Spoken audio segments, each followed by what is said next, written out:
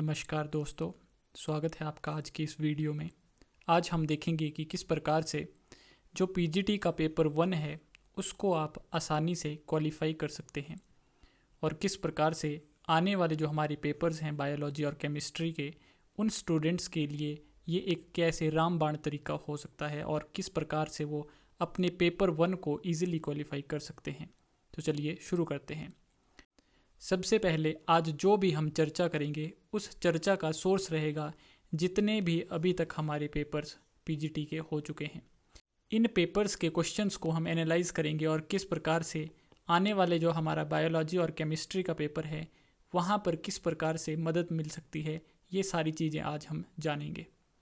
सबसे पहले अगर हम पैटर्न की बात करें तो पेपर 1 में हमें पता है कि टोटल 50 क्वेश्चन जो 2-2 मार्क्स के हैं, यानी कि 100 मार्क्स का हमारा पेपर है और हमें जो है पास करने के लिए 35 मार्क्स रिक्वायर्ड हैं, यानी कि 50 में से आपको 35 नंबर लेने हैं। लेकिन यहाँ पर 0.50 की हमारी नेगेटिव मार्किंग भी है, तो ये भी आपने ध्यान रखना है। ये सारी चीज़ें हमने ऑलरेडी एक वीडियो में पहले कर चुके हैं। अब ये जो 50 क्वेश्चन है, अगर इनको हम फर्दर डिवाइड करें, 50 में से जो 15 क्वेश्चंस हैं वो हमें आएंगे हिमाचल जीके के, 15 क्वेश्चंस हमें आएंगे करंट अफेयर्स के, और जो बाकी हमारे 20 क्वेश्चन बच गए उसमें 10 क्वेश्चन हमें हिंदी के आएंगे और 10 क्वेश्चन हमें इंग्लिश के आएंगे। तो आज तक की वीडियो लेक्चर सीरीज़ में हमने जो भी पढ़ा है वो हिमाचल जीके और करंट अफेयर से संबंधित था, लेकिन आज हम चर्चा करेंगे हिंदी और इंग्लिश के बारे में। ये वाला जो सेक्शन है हिंदी और इंग्लिश का, इसको आज हम देखेंगे कि किस प्रकार से इसके ऊपर आप फोकस करके अपने पेपर 1 को क्लियर कर सकते हैं बेस्ड ऑन हिंदी और English, based on Hindi and English. Current affair और हिमाचल जीके वाला सेक्शन जो है अभी तक टफ़ आ रहा है बच्चों को, जो है ये टफ़ क्वेश्चन लग रहे हैं इकोनॉमिक सर्वे से, या फिर अलग अलग फैक्ट्स पूछ रहे हैं तो डिफ़िकल्ट क्वेश्चन आ रहे हैं। लेकिन हिंदी और इंग्लिश में जो हमने अभी तक पेपर एनालाइज किए उनसे पाया गया कि यहाँ पर कुछ कॉमन टॉपिक्स हैं जो हर एक बार पूछे जा रहे हैं, जिनके ऊपर आप फोकस करके इजीली एग्ज़ाम को क्लियर कर सकते हैं। तो आइए देखते हैं कि अभी तक कौन कौन से टॉपिक से हिंदी में और इंग्लिश वाले सेक्शन में क्वेश्चन आए हैं।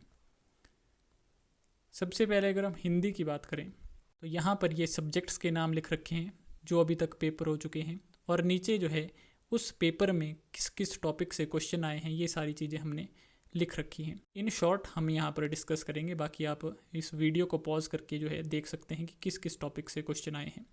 लेकिन अगर आप कॉमन टॉपिक देखें तो जैसे कि पहला टॉपिक है उपसर्ग, तो उपसर्ग से लगभग हर एक पेपर में क्वेश्चन जो है पूछा गया है। विशेषण से हर एक पेपर में एक क्वेश्चन आया है। संज्ञा से भी हर एक पेपर में क्वेश्चन आया है। वाक्य के प्रकार से भी लगभग हर एक क्वेश्चन पेपर में जो है क्वेश्चन देखा गया है। पर्यायवाची शब्द, संधि विच्छेद, अलंकार, इन सभी टॉपिक्स में से भी जो है हर एक पेपर में लगभग क्वेश्चन देखे गए हैं। तो आपने अब जस्ट क्या करना है, जिनके एग्ज़ाम को बहुत कम समय बच गया है, आपने इन टॉपिक्स को एक बार फिर से रिवाइज करना है, सो दैट आप जो है 100% इन क्वेश्चंस को करेक्ट कर पाओ। और बाकी जितने भी टॉपिक्स हैं उनको भी आपने एक बार फिर से जो है रिवाइज कर लेना है। लेकिन जो ये सारे कॉमन टॉपिक्स हैं, जैसे हमने ये 4-5 देखे, ये तो आपने 100% रिवाइज करने हैं। नेक्स्ट अगर हम इंग्लिश की बात करें तो इंग्लिश के सेक्शन में फिल इन दी ब्लैंक्स जो है हर एक पेपर में क्वेश्चन आ रहा है। लगभग 3 से 4 क्वेश्चन पेपर में देखे जा रहे हैं।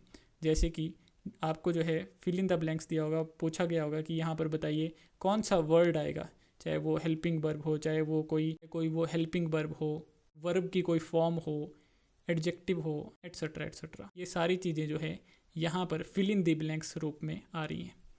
नेक्स्ट क्वेश्चन देखा गया है वॉइस से, तो वॉइस से भी एक्टिव वॉइस, पैसिव वॉइस, यहाँ से भी लगभग 2-2 क्वेश्चन हर एक पेपर में देखे गए हैं। इनडायरेक्ट और डायरेक्ट स्पीच जो है हमारी, वहाँ से भी जो है क्वेश्चन देखे गए हैं।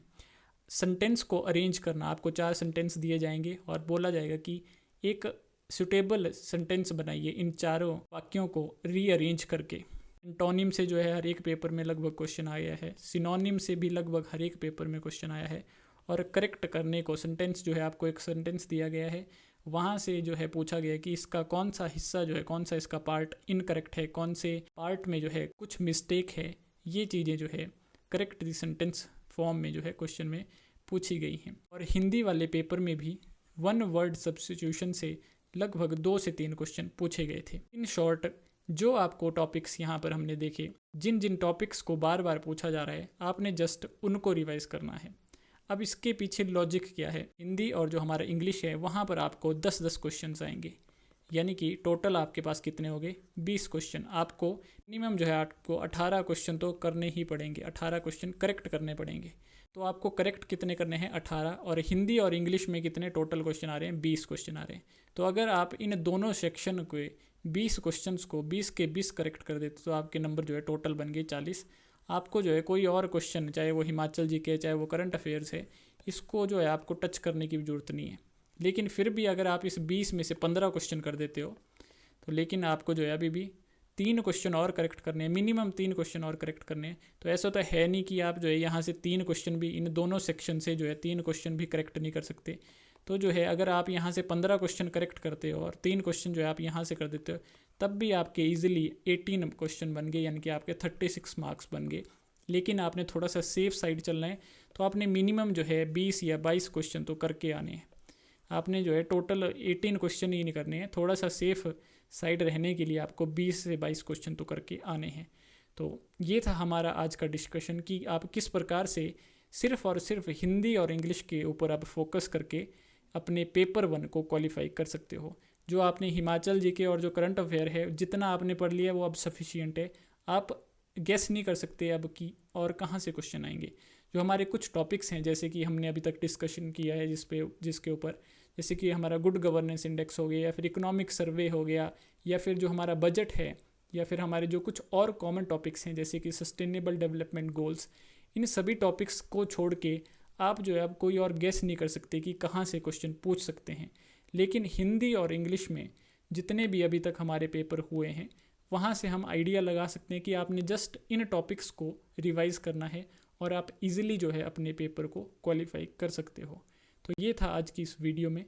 आई होप आपने आज कुछ नया सीखा होगा। धन्यवाद।